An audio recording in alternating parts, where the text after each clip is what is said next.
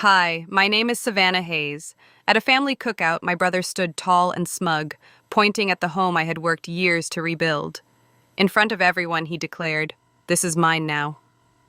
My hands shook, my stomach dropped.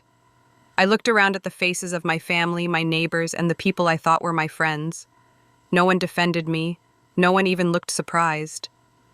But what my brother, Nathan, didn't know was that the land beneath his feet was under my name.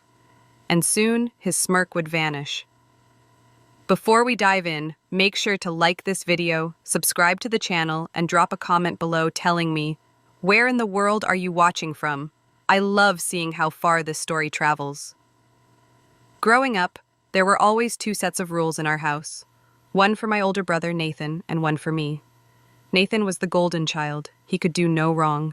He drifted through life on a cloud of our parents' praise, never holding a job for more than a few months, never finishing any project he started. He had a charm that worked on everyone, especially Mom and Dad. They saw his failures as finding himself, and his laziness as waiting for the right opportunity. When he wanted a new car, they co-signed the loan. When he had a half-baked idea for a business, they gave him the money, no questions asked. The money always disappeared, and Nathan would just shrug, flash a smile, and move on to the next thing.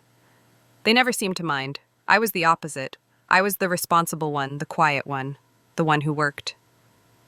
From the time I was 16, I had a part-time job. I saved my money carefully. I studied hard and got a scholarship to a state college because I knew my parents wouldn't help pay for it.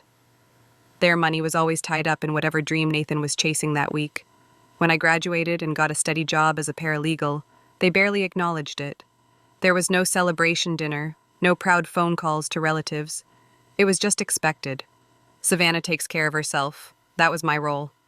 The idea of buying a house seemed like an impossible dream. I lived in a small, cramped apartment, and every dollar I saved felt tiny against the rising prices. But I was determined. I stopped going out with friends. I cooked every meal at home, and I took on freelance work on the weekends, typing up documents until my fingers were sore. After 3 long years, I had finally saved enough for a small down payment. The only property in my price range was a wreck.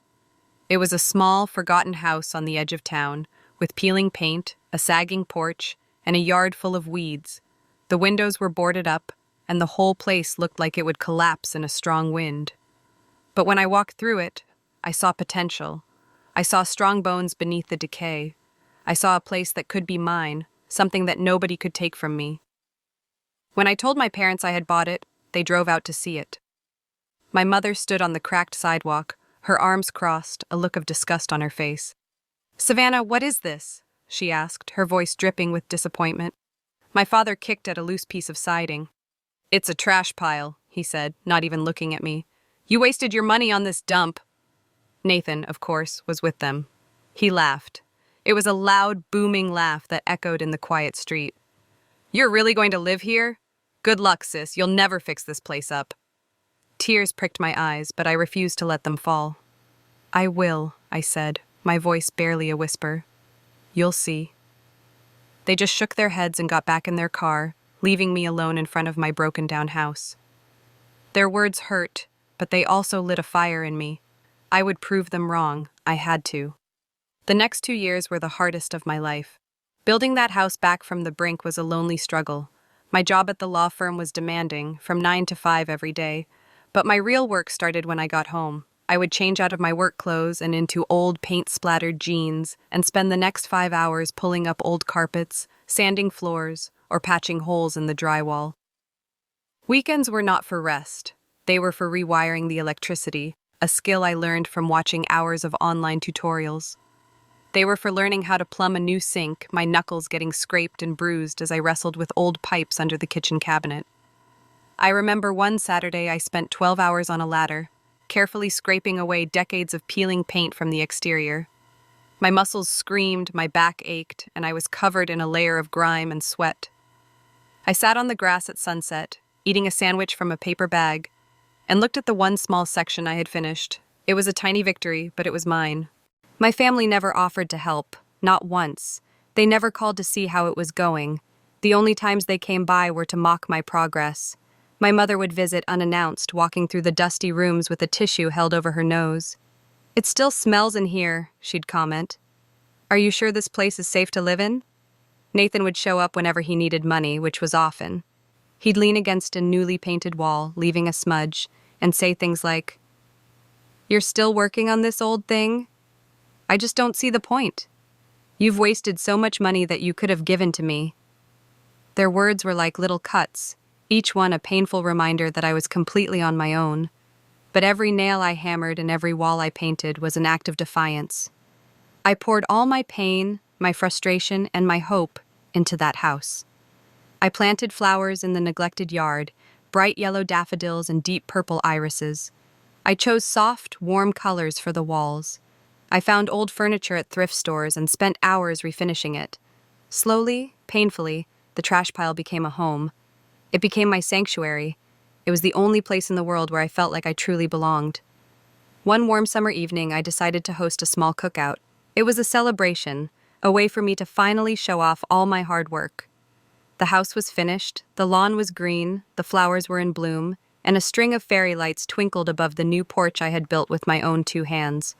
I invited my few close friends, some friendly neighbors, and, out of a sense of duty, my family. For a little while, it felt perfect. My friends told me how beautiful the house was. My neighbors complimented the garden. For the first time, I felt a deep sense of pride. I watched people laughing on my porch, enjoying the food I had prepared, and I thought, I did this. My family arrived late. My mother immediately started pointing out imaginary flaws, a tiny spot of paint I'd missed on a window frame. My father complained that the burgers were overcooked, and Nathan walked around like he was inspecting the place, a smug look on his face. I tried to ignore them. I focused on my friends, on the pleasant evening air, but then Nathan picked up his glass of iced tea and clinked it with a fork to get everyone's attention. The chatter died down. Everyone turned to look at him. He stood in the center of the porch, a wide, arrogant smile on his face.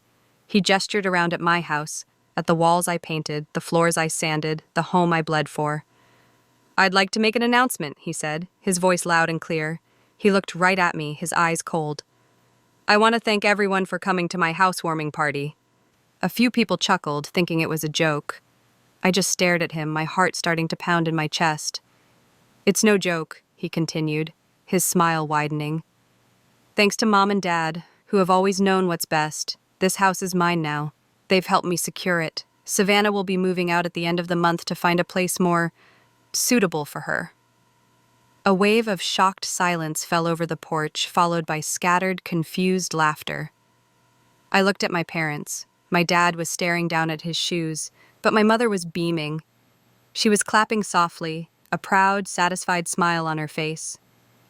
My world tilted on its axis. This couldn't be happening. The silence that followed Nathan's announcement was the loudest sound I had ever heard. It was a heavy, suffocating blanket of betrayal. I looked from face to face, searching for an ally, for someone to say, "Nathan, that's not funny," or "What are you talking about?" But no one did. My friends looked uncomfortable, staring at their plates. My neighbors shifted their feet, avoiding my eyes. And my family supported him. My mother walked over and stood next to Nathan, placing a hand on his arm.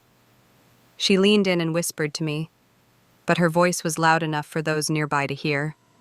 "You should be grateful, Savannah. He'll take proper care of the place. It's too much for a single woman to handle anyway." Grateful. My vision blurred with tears. I felt a hot, choking rage build in my throat, but I couldn't speak. I was frozen. It felt like I was watching a scene from someone else's life. Nathan was in his element. He strutted through my living room, which was now filled with stunned guests, acting like a king in his new castle. "We'll be changing the colors in here, of course," he said to one of his friends, waving a dismissive hand at the soft blue walls I had spent a week perfecting. "Something more masculine, and this old furniture will have to go." He was touching my things. He ran his hand over the bookshelf I had built, picked up a photo frame from my mantelpiece, and laughed. Every gesture was a violation. He was erasing me from my own home, in front of everyone I knew. The ache in my heart was a physical pain. It was sharper than any cut, heavier than any weight. It wasn't just Nathan's cruelty. It was my mother's smile. It was my father's silence. It was the fact that in a yard full of people, not a single person stepped forward to defend me. They had watched me pour my soul into this house for 2 years, and now they were watching it being stolen from me, and they did nothing. The betrayal wasn't just from my family. It felt like it was from the whole world. I had never felt so completely and utterly alone. As Nathan continued his victory tour through my home, something inside me shifted. The shock and the pain began to cool and harden into a quiet, cold resolve. They thought I was weak. They thought I was the same little girl who would just cry in her room when Nathan got his way.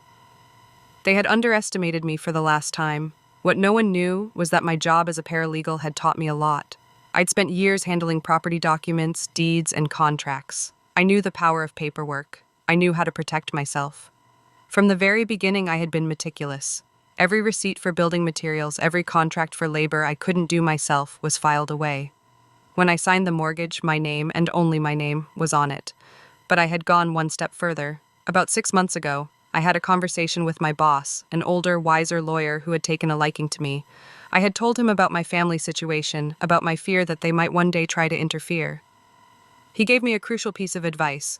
"The house is one thing, Savannah," he had said, "but the land is another. Own the land outright.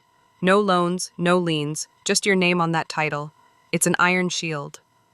So I had saved even more aggressively. I sold my car and started taking the bus to work. I took on every extra project I could find. It was a huge financial stretch, but 3 months ago, I had walked into the county clerk's office and paid the final amount to buy the land title. The small plot of earth my house sat on belonged to me, free and clear. The paperwork was ironclad, stamped with the official county seal, and stored safely in a fireproof box in my closet. While Nathan was laughing and my mother was planning his redecorating, I was remembering the quiet satisfaction I felt that day at the clerk's office. I had built a fortress around myself, not with bricks and wood, but with legal ink and official stamps. They had no idea the battle was already over, and I had already won. The party was dying. The atmosphere was thick with discomfort. Nathan was still parading around, but his audience had grown thin. Most of my friends had given me a sad, sympathetic look and quietly left. Only my family, a few of Nathan's friends, and a couple of my nosy neighbors remained. One of those neighbors, a kind older man named Mr. Henderson, had watched me work on the house nearly every day. He looked from Nathan's smug face to my pale one. He cleared his throat. "That's a mighty generous gift from your parents, Nathan," he said, his voice calm and even. "I suppose you'll be getting the deed transferred over soon?" Nathan stuttered for a second. "Oh, yeah, it's all in the works. Just a formality." He tried to laugh it off, but his eyes darted nervously toward our father. "So you don't have the deed now?" Mr. Henderson pressed gently. "Well, no, not on me," Nathan scoffed.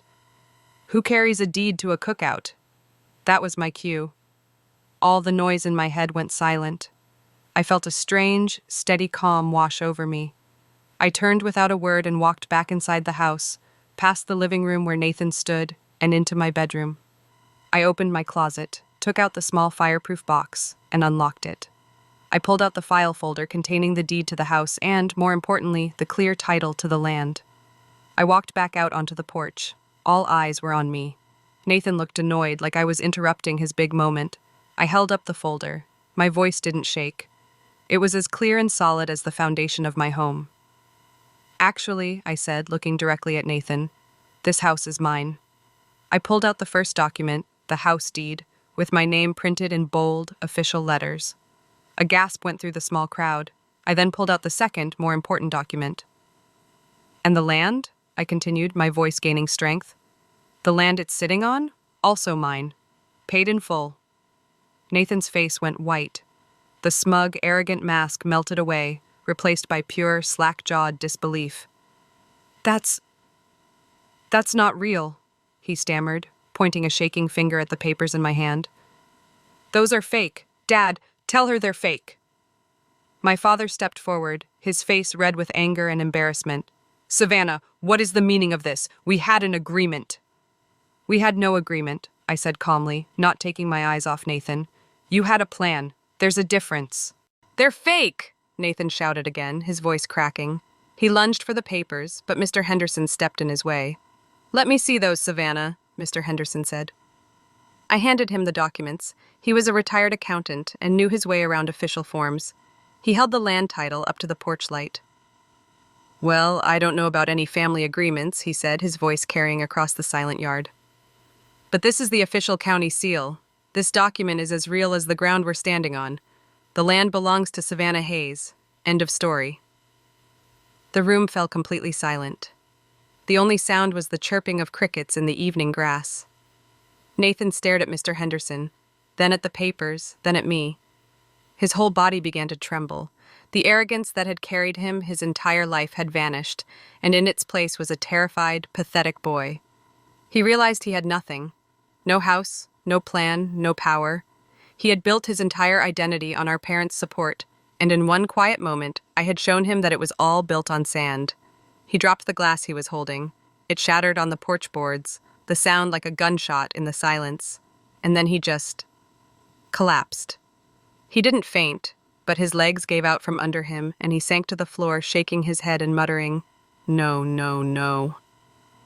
For the first time in his life, Nathan had lost. I didn't scream. I didn't gloat. I didn't say, "I told you so." I simply took the documents back from Mr. Henderson, slid them carefully back into their folder, and walked away. There was nothing left to say. The truth had been spoken, and it was more powerful than any argument I could have made. The party ended in a wave of awkward, mumbled goodbyes. Nathan's friends helped him up and practically carried him to my parents' car. My mother shot me a look of pure hatred before she followed them, slamming the car door behind her. My father just looked old and defeated. He wouldn't meet my eyes. Soon, I was alone. The porch was littered with abandoned plates and cups. The shattered glass from Nathan's cup glinted under the fairy lights. I swept it up carefully, went back inside, and locked the front door. I walked through the quiet rooms of my house, my living room, my kitchen, my bedroom. I ran my hand along the smooth, painted walls. Then I went back outside and sat on the top step of my porch, wrapping my arms around my knees. I breathed in the cool night air, fragrant with the smell of the roses I had planted. For the first time in years, the house felt completely, truly mine. It wasn't just a building I had fixed, it was a fortress I had defended. It was safe. It was secure. It was untouchable. And so was I. Families can try to take everything from you, your pride, your work, your peace, but silence, preparation, and truth are louder than any lie. If this story struck you, please like, comment where you're watching from, and subscribe for more stories of betrayal and quiet revenge.